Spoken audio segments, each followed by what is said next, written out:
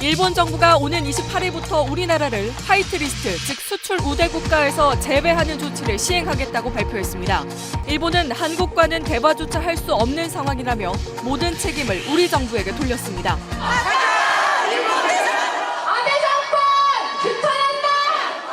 다시 우리로 하여금 경제 전쟁을 시작했습니다. 우리는 이 전쟁에서 반드시 이겨야 됩니다. 우리나라에 대한 일본의 느닷없는 무역 규제 조치로 그 어느 해보다 반일운동의 열기가 뜨거웠던 올 8월. 결국 8월 28일부터 효력이 발생하면서 일본의 경제 침략은 현실이 되었다. 하지만 어째 이 풍경이 낯설지 않다.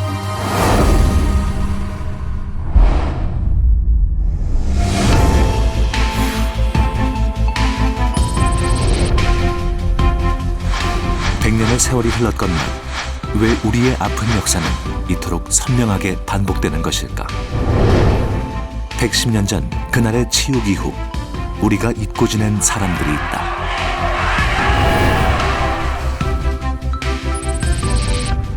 특히 올해는 대한민국 임시정부 수립 100주년이 되는 뜻깊은 해.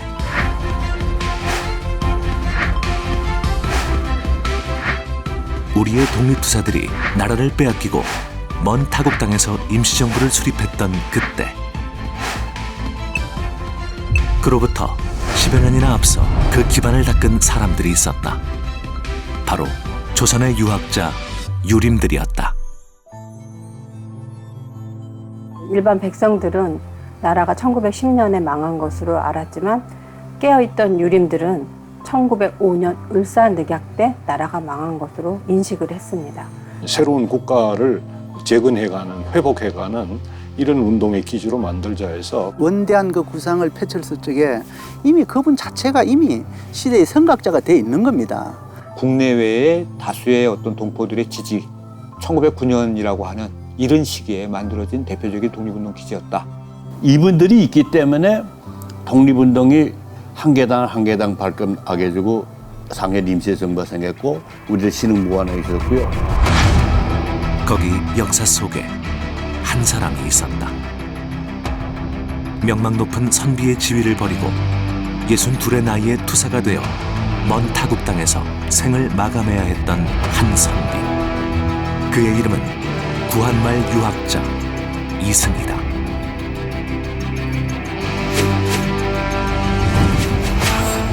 형태만 달라졌을 뿐 여전히 일제의 침략이 계속되는 이 시기. 우리가 무엇을 잊고 있는지, 또 우리가 무엇을 해야 하는지 100년의 뼈아픈 역사가 다시 살아 우리에게 말을 건다.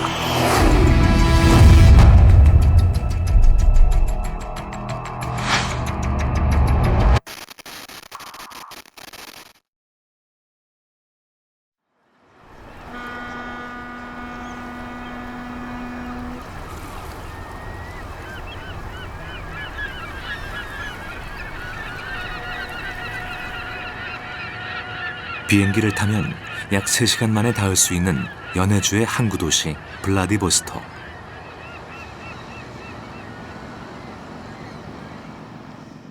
한때 고구려 발해의 영토였던 이곳은 1910년 국권 상실을 전후해 민족지사들의 해외 망명이 가장 많이 이루어졌던 곳이다. 예컨대 안중근 의사라고 잘 아시지 않습니까? 그러니까 안중근 의사 같은 경우도 1907년 8월 1일 날 군대가 해산된 다음에 처음에는 이제 그 부산 쪽으로 해서 두만강 건너 용정으로 이제 그 망명을 하시는데 일제의 어떤 그 감시와 탄압 때문에 그 블라디보스토크 쪽으로 망명을 하십니다.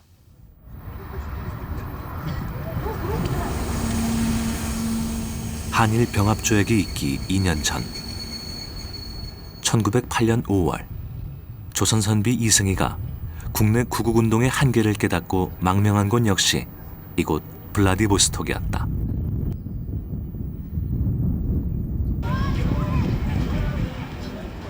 러일 전쟁으로 반일 감정이 높던 러시아 정부는 한인 개척자와 독립군의 우호적이었고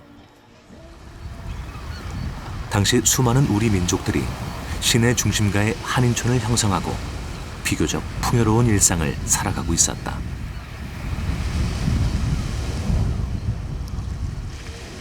특히 자기가 국적을 가지고 있었기 때문에 뭐 소유권 같은 것을 가지고 있었잖아. 그래서 자기 집에서 그 독립운동가를 초대할 수 있었습니다. 또한 블라디보스톡은 항구 도시라서 많은 세계 항구와 해선이 있었기 때문에 그래서 여기 독립운동가들은 다른 지역으로 아주 자유롭게 이동할 수가 있었습니다. 중국을 땅을 통해서 가기가 너무 힘들었는데 하지만 블라디보스톡에서 뭐 상해 아니면 뉴욕 같은 지역에 선박 타고 자유롭게 움직일 수가 있었습니다.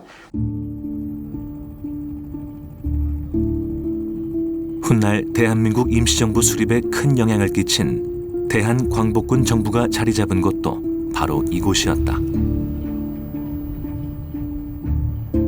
당시 독립운동가들 사이에서 대부라 불리던 최재형은 군 수업으로 쌓은 막대한 부를 통해 독립운동 자금을 지원하고 있었고 여기에 62 고령의 조선 유학자 이승희가 합류하면서 연해주 독립운동은 더욱 탄력을 받기 시작했다. 이승희 선생 같은 경우에는 시대의 선각자죠.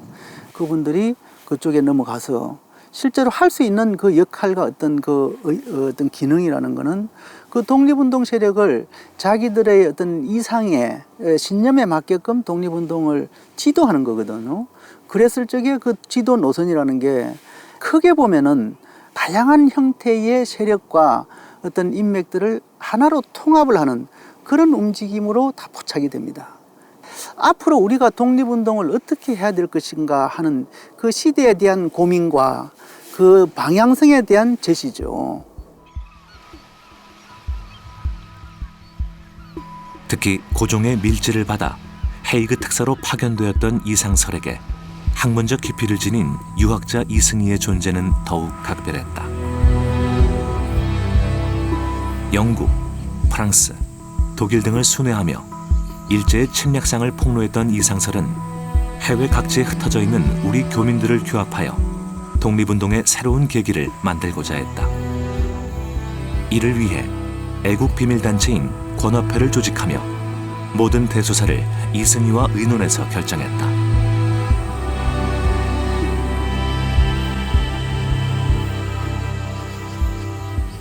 이상설 선생은 이승희에 대해서 상당히 깊이 경도가 돼 있었던 것 같아요. 깊이 마음속에서 존경했다는 거죠. 송상도 선생이 쓴 길의 수필에 이상설은 이승희 선생을 스승으로 예우를 했다라는 대목이 있어요. 이승희와 이상설 두 분의 그런 그 밀접한 그 관계를 어떤 인간적으로 학문적으로 그렇게 교감이 되어 있는 그런 관계를 단적으로 보여주는 사례죠. 일제의 외교권을 빼앗긴 을사늑약이 체결되던 날 돌에 머리를 부딪혀 자결을 시도했던 35세의 이상설과 조약반대 상소문을 올려 대구 경무소에서 옥고를 치렀던 58세의 이승희가 블라디보스톡에서 만났다.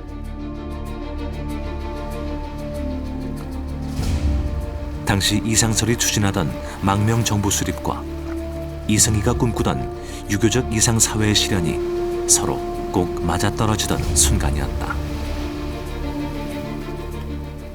단순히 지금 현실이 고통스럽기 때문에 저항하는 걸 넘어서서 우리는 이 고통을 이겨내고 어떤 나라를 만들 것인가. 이게 이제 굉장히 중요하죠. 한계 선생 같은 경우에는 이제 신분 차별이 없고 누구나에게나 다 동등하게 교육 기회가 주어지고 한 사회의 지도층으로 성장할 수 있는 길을 개방적으로 열어주는 이런 사회. 그리고 이제 각자 생업에서 최선을 다하면서 도덕적이고 윤리적인 공동체 사회를 이루어가자. 이렇게 하는 것이고 향촌이 각 지역이 구국의 그런 거점이 돼야 된다 하는 이런 생각을 하셨거든요.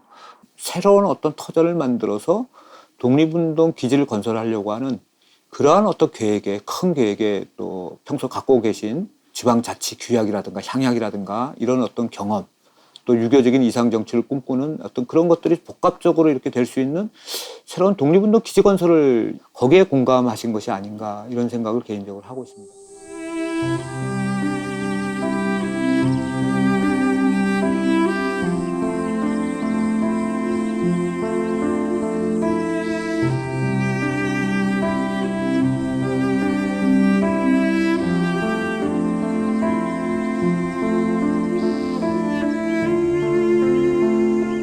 어느 사회에나 위기는 늘 있다. 사회가 위기에 직면했을 때 그 시대 지식인은 무엇을 할 수 있을까? 이곳은 이승희가 나고 자랐던 고향이자 국권 회복과 독립운동에 대한 실천의 뿌리가 싹텄던 곳이다.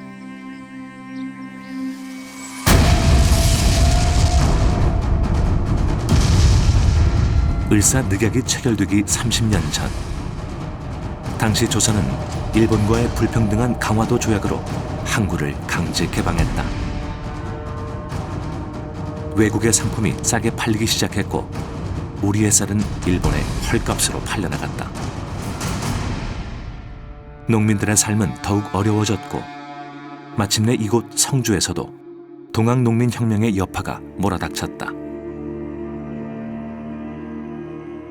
성주에서도 그 당시에 농민 반란이 일어났는데 그 농민 반란 자체가 이제 삼정제도라고 하는 부세제도의 모순의 원인이 있었어요. 그런데 그것을 해결하는데 당시에 그 유림들이 거의 기여를 못했거든요. 그러니까 농민 반란은 일어났고 사태를 수습할 능력도 없고 우리가 도대체 뭘 한 거냐 하는 이런 이제 자성이 일어나게 된 거고, 이제 그 당시에 유학자들 중에는 유학의 쇄신이 무엇보다도 필요하다. 한계 선생의 부친이었던 이제 한주 이진상 선생님도 바로 그 지점에서 유학의 혁신을 고민을 하셨던 거죠.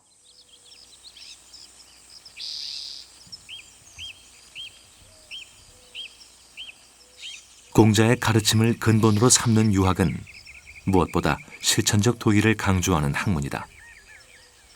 우리나라가 세계 여러 나라와 조약을 맺고 교류를 시작하던 그 시기, 아버지가 구상했던 구국운동의 실천 방안은 아들에 이어 독립운동기지를 건설하는 토대가 되었다.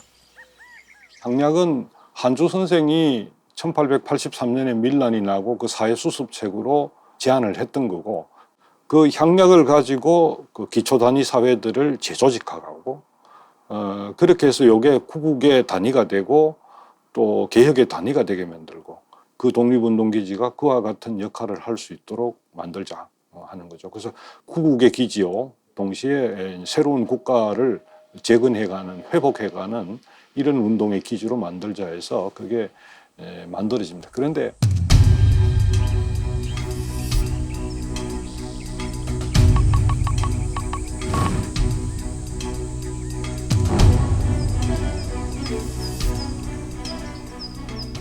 블라디보스톡으로 망명을 결심하기 전 이승희는 옥고를 치르면서도 세계 각국에 을사늑약의 부당함을 호소하는 통고문을 보냈고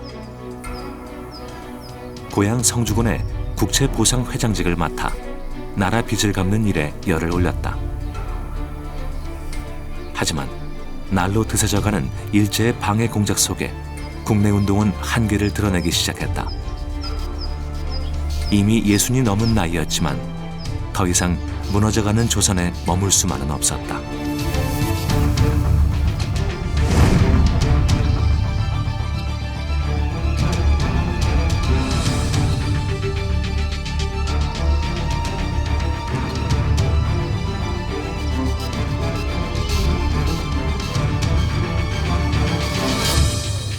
난 이제 연해주로 건너가 후위를 도모할 생각이요.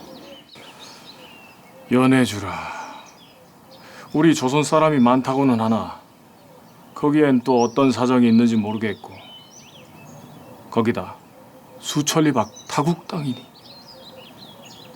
얼마 전 인천 사람 요한무를 만났어.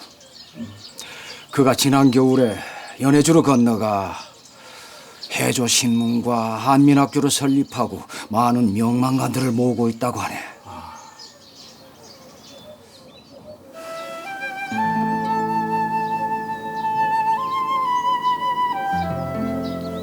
더 늦기 전에 사회 문제를 수습하지 못한 선비들이 나서야 했다. 이미 나이 62, 이제 길을 나서면 다시는 고향으로 돌아올 수 없을 것이다. 이 모든 것이 사회를 이끌어갈 지식인으로서 가문을 지켜나갈 후손으로서 그 역할을 다하지 못한 책임이다. 이제라도 그 책임을 다해야 한다. 그는 밤새 조상의 사당에 올릴 글을 지었다. 환경의 변화가 있으니까 그 환경의 변화를 정확히 이렇게 이해해서 거기에 맞게 실천할 수 있는, 단순히 여기에서 무엇이 옳다, 무엇이 문제 해결하는 방법이다 알고 이론적으로 제시하는 것을 넘어서서 그것을 자신들의 삶으로 바로 이렇게 실천해 갈 수 있는 유학, 그걸 만들려고 한 거죠.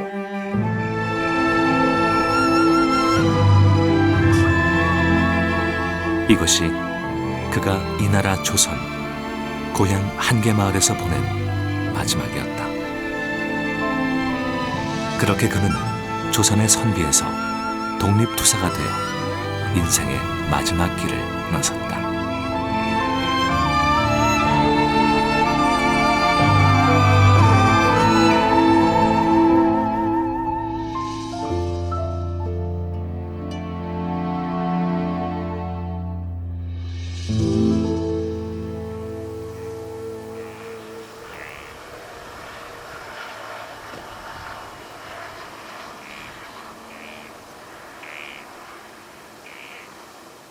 블라디보스톡에 도착한 이승희가 한인 지도자들을 규합하여 가장 먼저 추진한 것은 독립운동 기지를 건설하는 것이었다.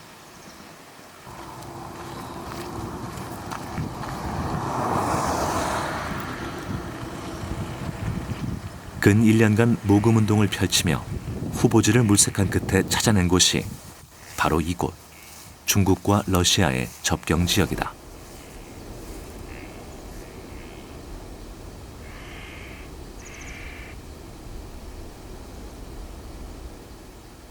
이것은 블라디보스톡 개척리에서 약 200km 이상 떨어진 곳입니다. 그 당시에 그 한계 선생의 기록에 의하면은 약 700리라고 했지만은 사실은 그 이상 되는 거리라고 할 수가 있죠.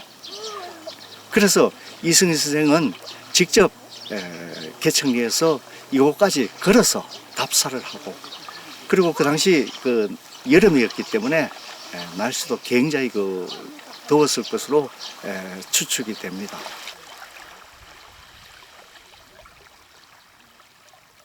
(110년) 전 8월, 이승희가 63세 노구를 이끌고 가을이 오기까지 여러 번 답사했던 길이다.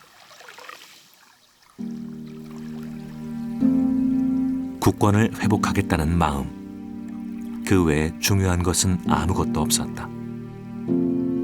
당시 절박했던 이승희의 마음은 아들에게 보낸 편지에 고스란히 드러난다.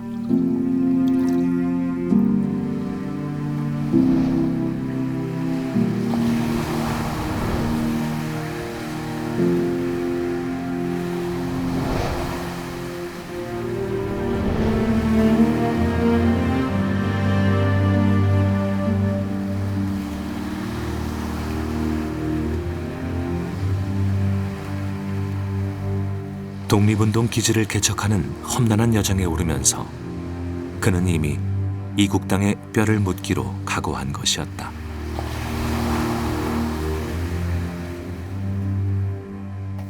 내 조부가 해삼에 계실 때 군자금하고 옷하고 이걸 위해서 내 아버지가 24살 때래야 갓 쓰고 그야말로 행편없을 길도 모르는데 말도 못하고 하는데 물어 소위 해삼이 블라디보스톡을 찾아갔어요. 그 아주 그야말로 호지라서 사람도 안 다니고 행편없는 데라. 그게 내 할아버지가 마침 한흥동에서 동을 설치해 놓고 보제 선생하고 인원하려고 뒤돌아 나오다가 거기서 그야말로 만났어요. 그래서 할아버지가 이 호지에 네가 어떻게 왔느냐 맞아. 거기서 만났어요. 그래서 내 선친이 거기 1년쯤 계시다가 돌아왔는데 그 고생이라는 건 말할 것 없지.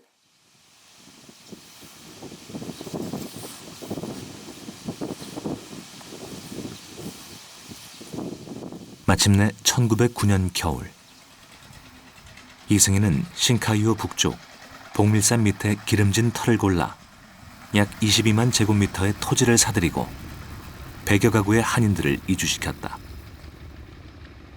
독립운동 기지로서 한국을 다시 부흥시킨다는 의미로 그 이름도 한흥동이라 지었다.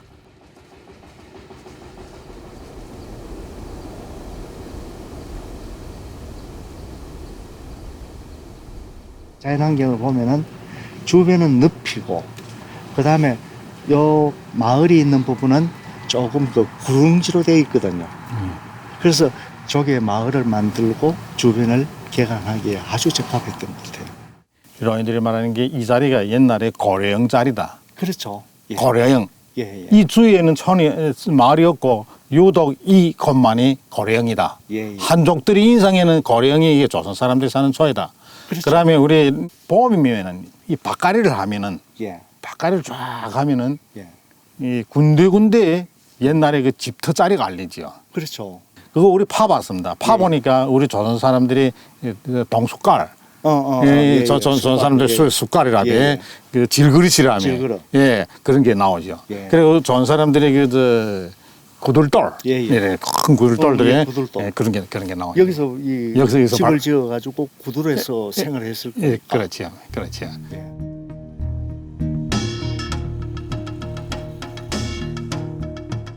나라 없이 흩어진 우리 민족을 하나로 모으고 그들에게 농사지을 땅과 집을 마련해주는 일.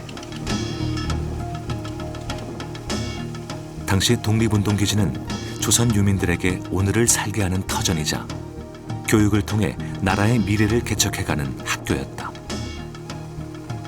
그리고 그런 기지는 러시아와 중국에서 활동하는 수많은 독립운동가들의 쉼터이자 핵심 근거지가 되어주었다. 1910년을 전후해 가장 대표적인 독립운동기지는 서간도 유아연 3원보다.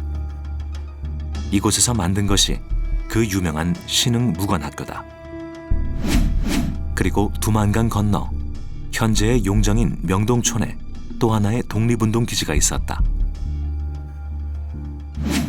당시 이승희가 개척한 밀산 한흥동은 이보다 앞서 만들어진 최초의 독립운동기지였던 셈이다. 시작인 만큼 작지만 큰 희망이었다.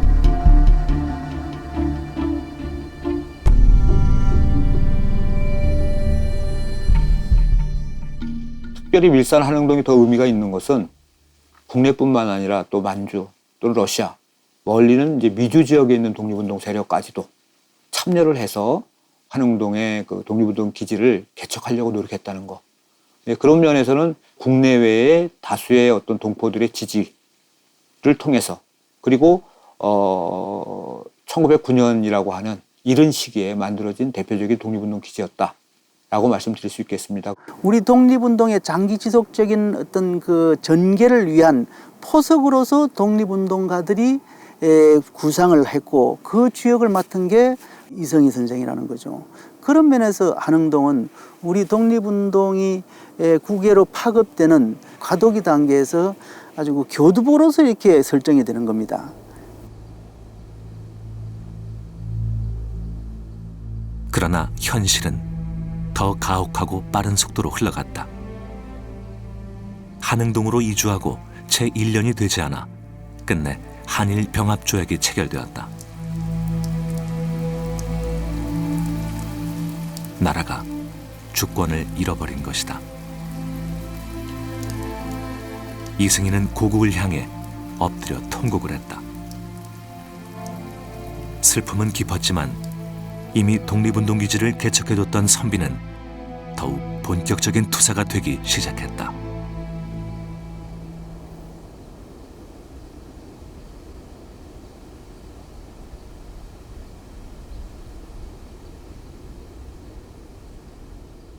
한일 병합조약이 체결되자 일제의 핍박은 더욱 노골적으로 드러났다. 망명한 독립운동가들의 일거수일투족이 감시의 대상이 되었다. 독립투사들이 한인대회를 열거나 모임만 가져도 체포와 투옥, 추방이 이어지기 시작했다. 그래서 블라디보스톡을 중심으로 하는 그 러시아 연해주 이쪽 지역에서는 권업회, 권할권자, 업업자, 권업회라는 단체를 조직해서 겉으로는 실업을 증진시킨다든가 또는 우리 조선 사람들의 그 자치 활동을 돕는다든가 그런 명칭을 사용하면서 실질적으로는 이제 그 독립군을 양성하는 무장 독립운동 기지를 만든다든가.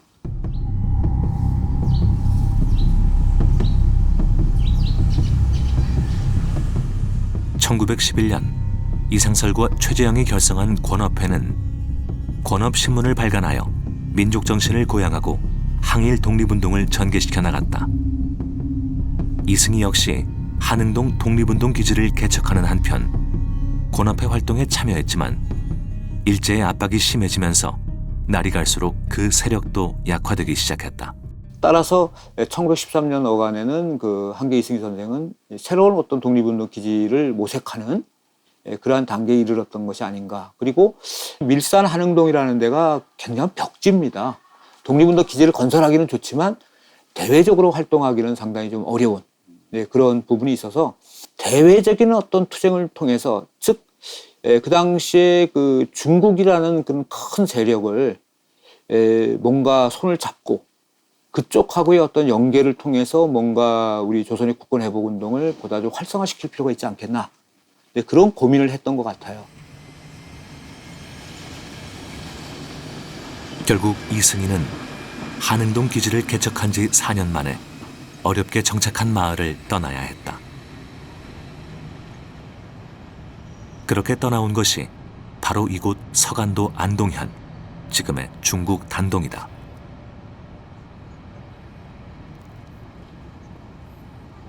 특히 이곳은 1910년을 전후해 전국적으로 이름난 조선의 유학자들이 새롭게 모여들기 시작한 집결지였다. 한일병합조약으로 일제의 탄압이 심해진 지 3년째였고 어느새 그의 나이 67이었다. 거기에 모였던 이유가 그 상해나 뭐 다른 지역으로 갔던 독립운동가들의 경유지 비슷한 곳이었어요. 그러니까 북간도 쪽보다는 그 두만강 쪽보다는 압록강이 훨씬 건너기가 쉬웠고 일단 철로가 놓여 있었기 때문에 소통이 원활했던 곳. 또 특히나 압록강만 건너면 바로 귀국을 할 수 있다는 거. 그때의 귀국은 해방이 되었을 때, 국권을 회복했을 때의 이야기입니다. 그리고 1911년에 그 압록강 철교가 놓여요. 그러니까 그 압록강 철교를 통해서 간도로 넘어가기가 쉬운 길이 열렸던 거죠. 단동은 압록강을 사이에 두고 북한과 마주보고 있는 국경마을. 국경을 넘으면 바로 이어지는 지역이기 때문에 일제강점기 독립운동가 중 이곳을 거치지 않은 이가 없었다.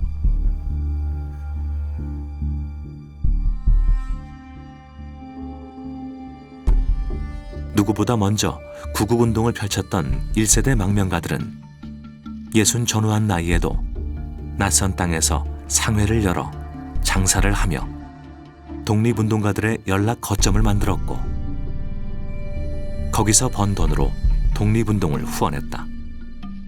그 대표적인 인물이 안효재, 안창재 형제입니다.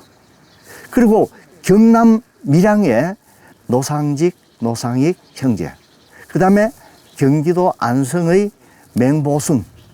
그 다음에 맹보순의 집안 조카인 성신태상회를 안동현에서 경영했던 신배구.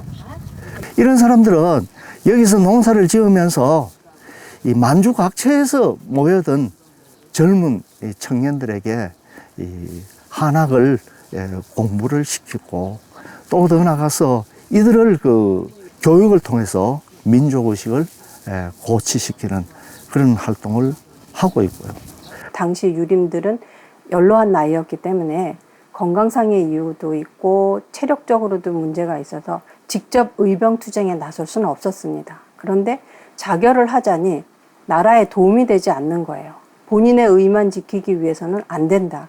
그래서 무언가를 해결하기 위해서 적어도 나라를 국권을 회복하는 데 있어서 일말의 도움이라도 줄 방법을 찾기 위해서 떠났던 것이죠. 과거에 급제하여 조정의 관료이자 사대부로 살았던 명망 있는 학자들이 조국을 떠난 유민들과 함께 백성 속으로 들어가 이곳에서 우리의 전통 향약을 토대로 공동체적 삶을 이루고 그들의 대변자가 되었다.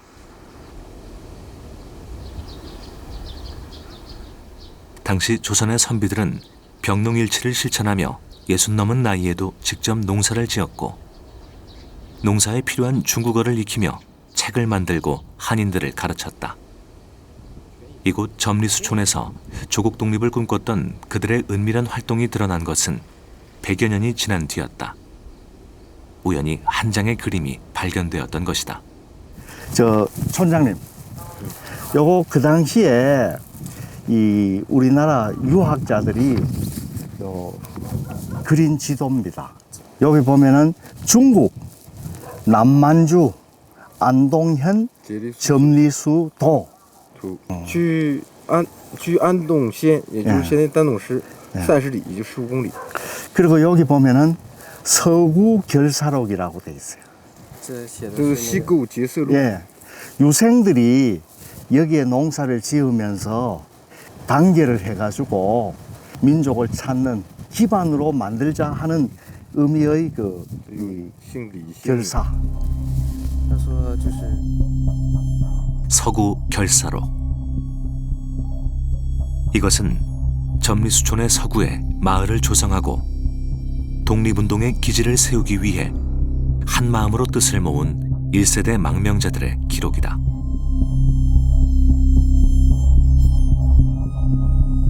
비밀리에 진행된 대한제국 유생들의 찬란한 꿈이자 모진 핍박에도 뜻을 잃지 않겠다는 굳건한 약속이었다.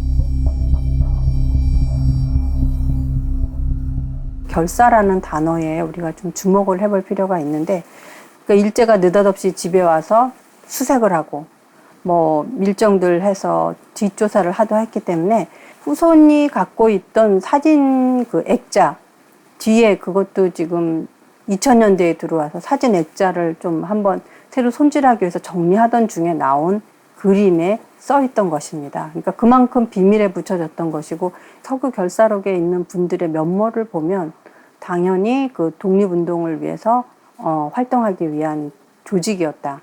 근데 그것이 군자근무지, 또 독립운동가 간의 그 정보 수집 및 총기류 비밀리에 구입하는 것. 왜냐하면 독립운동가들이 직접 무기를 구입하는 건 굉장히 위험한 일이었기 때문에 여기서 군자금 모집을 해갖고 몰래 무기 구입도 대신 해줬던 그런 역할이 추측이 되고요.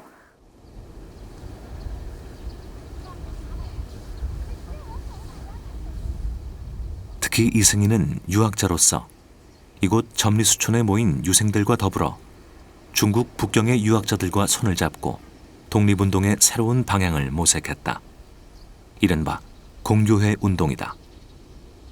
한흥동에서 한 차례 독립운동 기지 건설을 경험했던 이승희가 1913년 이곳에 합류하면서 독립운동가들의 은밀한 회합은 더욱 힘을 얻기 시작했다. 그러니까 그분들 자체도 국내에서 관료 생활을 하셨다거나 또는 그 유학자로서 굉장히 이름을 날리시던 분들이기 때문에 그분들의 말씀 한마디 한마디가 큰 상황이었어요. 그런데 그분들을 한데 아우를 수 있는 대개 이승희 선생이 오시면서 굉장히 집결된 모습이 나타나게 되는 거죠. 특히 그 한계 선생의 그 해외 민족 운동은 아주 차별화됩니다. 시대 변화에 맞게끔 새로운 사회 구상을 가지고 그러면서도 윤리 도덕적인 또 독립한 이런 부강한 나라를 만들겠다는 이런 구상을 가지고 그것을 실천하는 방향으로 공교회 운동도 했고 독립운동 기지도 만들려고 했고 이렇게 일관된 사상을 가지고 있었어요. 당시에 그 망명에서 항일 투쟁을 하던 민족 운동가 중에서 그렇게 정연한 방법론을 가진 분은 찾기가 쉽지 않습니다.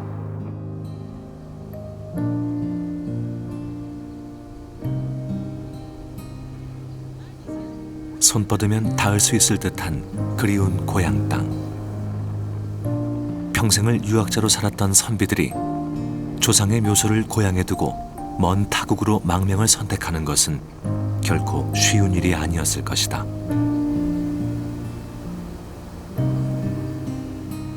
이곳 압록강에서 고국을 바라보며 나라 잃은 조선의 선비들은 어떤 생각을 했을까?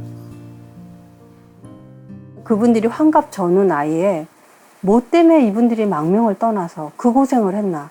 분명히 파라다이스가 보이는 세상도 아닌데 무엇 때문에 도대체 조국이란 뭔가, 나라란 무엇인가, 의란 무엇인가에 대해서 굉장히 많은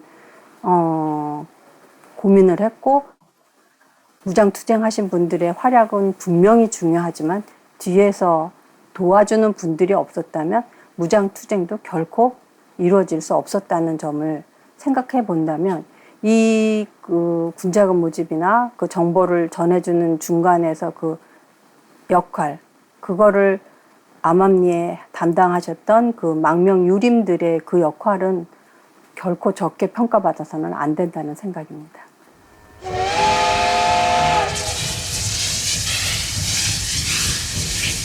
이제 그에게 주어진 시간은 얼마 남지 않았다. 고국을 떠나 풍찬 노숙을 이어온 지도 어느새 5년. 정처 없이 떠도는 고단한 생활이 계속되면서 나날이 몸은 노쇠해졌지만 독립의 꿈은 더욱 단단해졌다. 그런 그가 안동현으로 옮겨온 지 1년 만에 새롭게 주목한 곳이 바로 심양이다. 일본 사람들이 심양역을 건설하고 심양역에서 얼마 안 가서 서탑의 서쪽편에 큰 화물을 넣는 그 역을 만들었어요.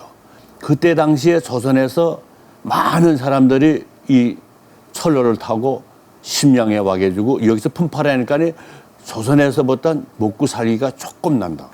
그래서 이 서탑에 많은 조선인들이 모여가지고 거기서 정착하면서 생기를 유지하게 됐죠. 조선인들이 모이는 곳이라면 어디든 독립운동의 희망이 싹 텄다. 곳곳에 떠도는 우리 유민들을 한 곳에 모아 나라의 척박한 미래를 개척해 나가겠다는 이승희의 수건도 이곳 심양 서탑의 조선인들과 함께 다시 한번 꿈틀대기 시작했다. 제대로 된 독립운동 기지 건설을 위한 그의 마지막 도전이 시작된 것이다. 서탑에 7살 때 왔는데 그때 당시는 소련공원, 그게 뭔가 하면 소련공원이 심양 서탑 조선 분들 사는 중심지라고 말할 수 있죠. 지금 그 도레미 그 옆에 탑 아래 골목들이 많은데 모조리 다 조선 분들이에요. 여기 대부분 뭐저 흑령강 연변 저 길림 쪽을 와서 농사 짓잖아요.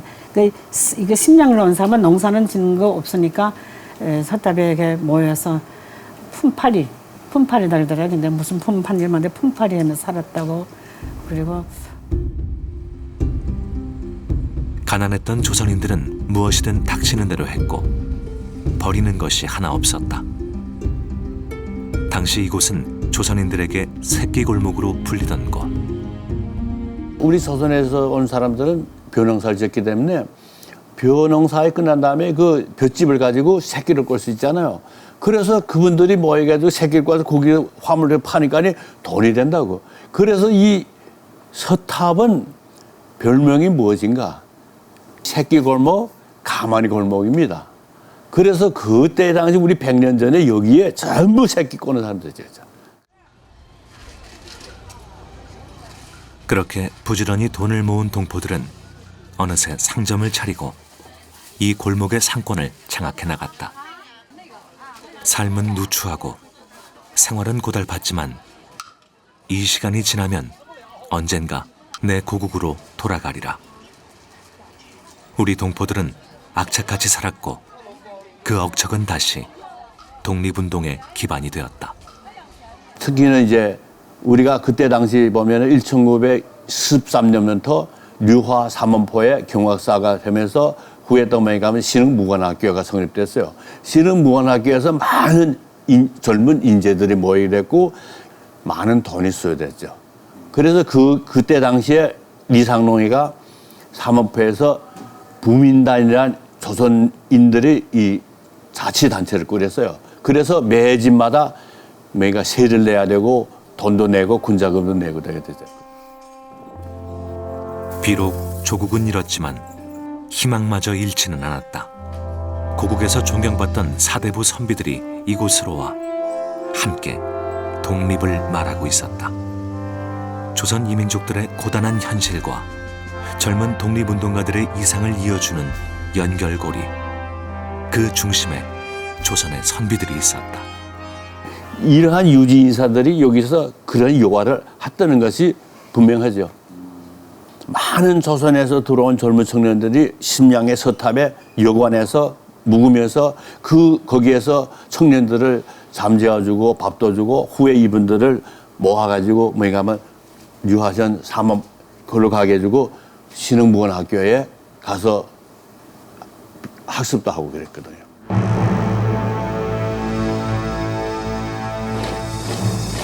당시 식민지 조선에선 일제의 압박이 나날이 심해져만 갔고 결국 1919년 3월 고국에서도 동포들의 피 맺힌 함성, 독립 만세운동이 들불처럼 일어났다. 3.1운동 이후 더 심해진 일제의 핍박을 피해 중국으로 건너온 독립투사들은 1세대 망명가인 조선 선비들이 다져놓은 기반 위에서 본격적인 독립운동을 펼쳐나갈 수 있었다. 그리고 이런 활동은 이후 상해 임시정부와 조선혁명군으로 이어졌다. 나는 1910년도를 있잖아요. 독립운동상에서 그 초창기에 그 어려운 시기에서 이렇게 나라를 찾고 이렇게 했다는 그 유인들이 있잖아요. 난 높이 평가합니다. 이분들이 있기 때문에 독립운동이 한 계단 한 계단 발끈하게 해주고 상해 임시정부가 생겼고 우리들 신흥무관에 있었고요. 그 다음에 1920년도에 성산리 전투, 봉오동 전투가 계속적인 있거든. 그 초점이 제일 중요하다고. 그분들이 있기 때문에 많은 국민들이 독립운동의 그 불화로 이제 봉화 속으로 끌게 나갔단 말이에요. 역사 속으로 평가할 때는 그 시점이 제일 중요하다고 생각합니다.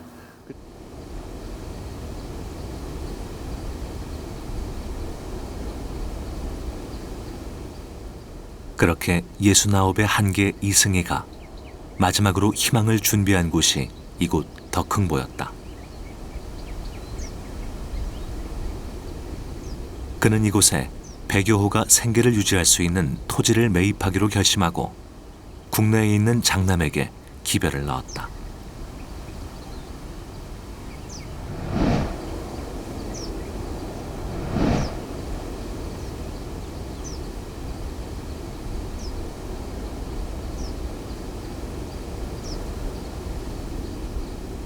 자신의 전 생애와 가족의 전부를 건 마지막 희망이었다.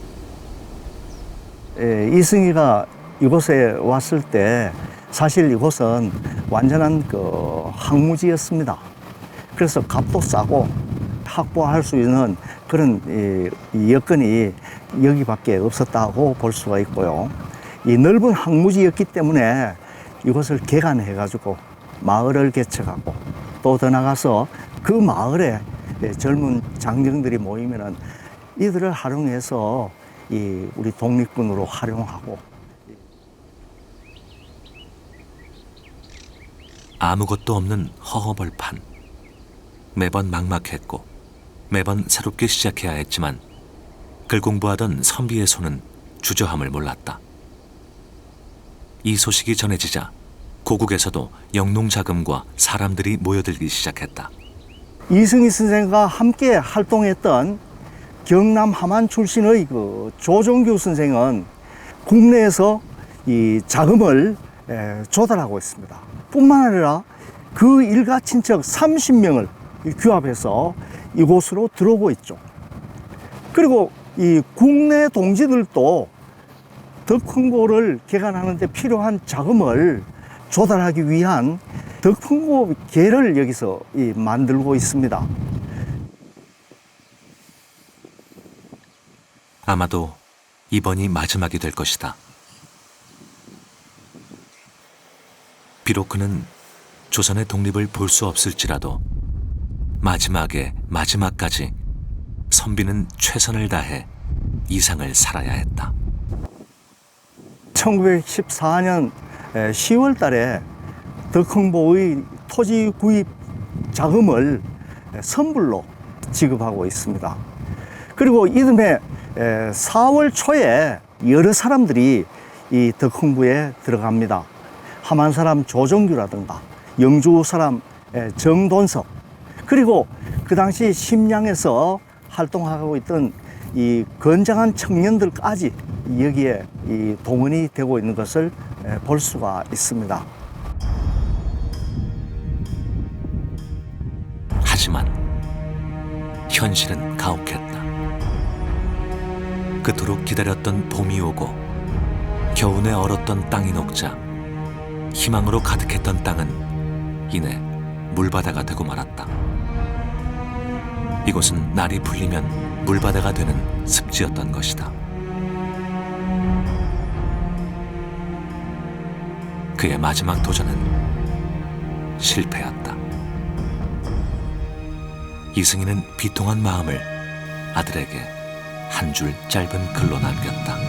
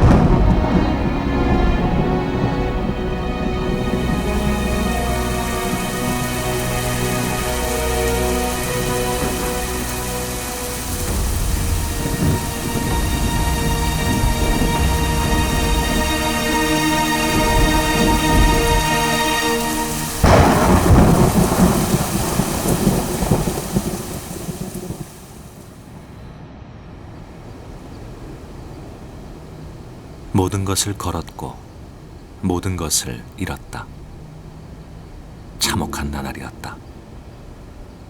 설상가상으로 기거하던 여관에 도둑까지 들어 모아둔 영농 자금마저 다 잃었다. 마지막까지 여관을 전전해야 했고 죽을 날이 가까워졌음을 직감했으나 묻힐 조국 땅을 끝내 되찾지 못했던 한 사람. 그것이 조국 독립을 꿈꿨던 선비의 마지막이었다. 1916년 3월 30일 그의 나이 70이었다.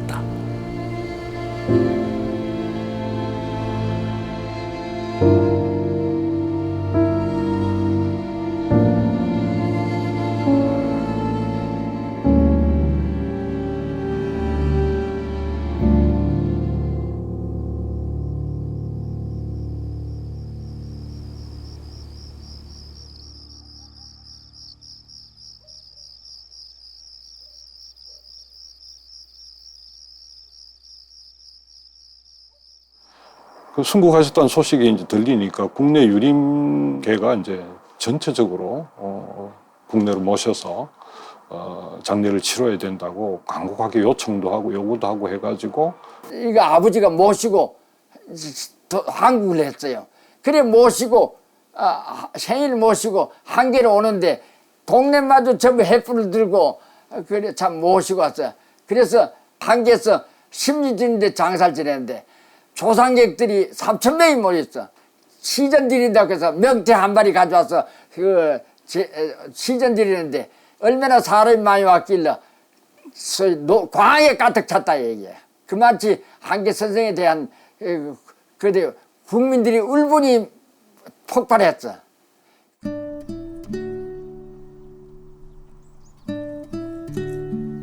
끝내 광복을 보지 못한 채 주검으로 돌아온 유학자. 그러나 그때 그는 몰랐지만 이제 우리는 안다. 그것은 끝이 아니라 시작이었다. 누구보다 일찍 독립운동의 기틀을 닦았던 선비의 초라한 죽음은 수많은 국민들의 울분이 되었고 새로운 독립운동의 씨앗이 되었다. 그 후 30년, 마침내 그가 눈을 감기 직전까지 그토록 바라고 바랐던 대한민국의 독립이 완성됐다.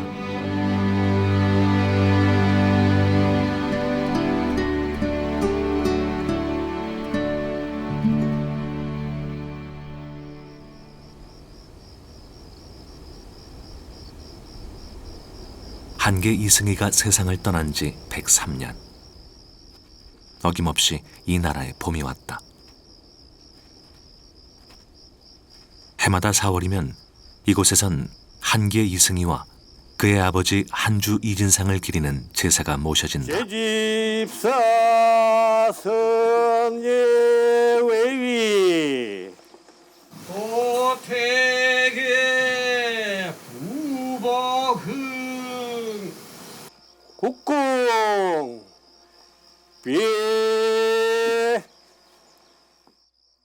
조선은 유교의 나라고 그 유교에서 정말 지도층은 유림이다. 그래서 조선 문제를 해결하는데 누구보다도 앞장서야 되는 것은 유림이다. 달리 말하면 민족 운동에서 가장 주역이 되어야 될 것이 유림이고 책임성과 윤리성을 가져야 된다. 이런 생각을 하신 거거든요. 그래서 유학자라면 의당 이런 민족적 위기에 자기 전 존재를 내걸고 민족의 국권을 회복하기 위해서 투쟁해야 된다 하는 이런 생각을 했고 본인이 직접 실천하신 거란 말이에요.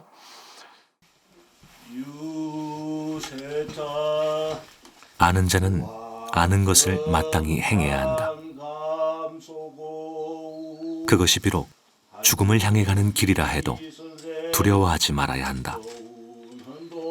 이것이 그가 평생을 공부한 유학이었다. 유학자 한계 이승희.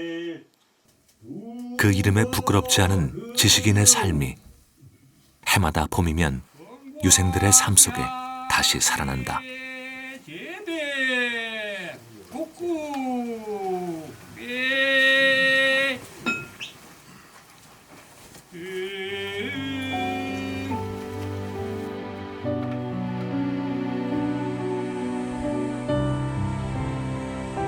여전히 변하지 않고 반복되는 이 시대의 문제들 앞에 지식인의 삶은 어떠해야 하는가? 100여 년 전 시대의 부름에 호련히 길을 떠났던 조선의 마지막 선비 유학자 이승희가 우리에게 다시 질문을 던지고 있다. 이제 우리가 대답할